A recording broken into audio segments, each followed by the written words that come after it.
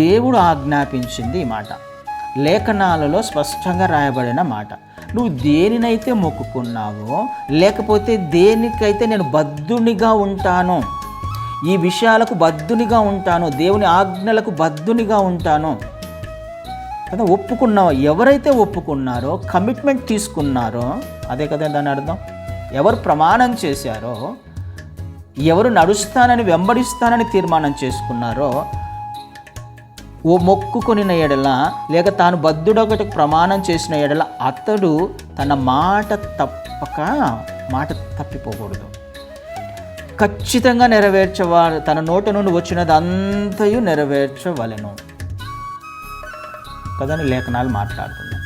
నేను బద్ధునిగా ఉంటాను ఆయన ఆజ్ఞలకి, క్రీస్తు మార్గంలో నడవడానికి నేను బద్ధునిగా ఉంటాను. ఇదే కదా మనము ఒప్పుకున్న బాప్టిజం తీసుకున్నప్పుడు, ఆయన నా సొంత రక్షకుడిగా నేను అంగీకరిస్తానని కదా, నేను ఆయనకు బద్ధునిగా ఉంటానని ప్రమాణం చేశాం కదా, కమిట్మెంట్ చేశాం కదా.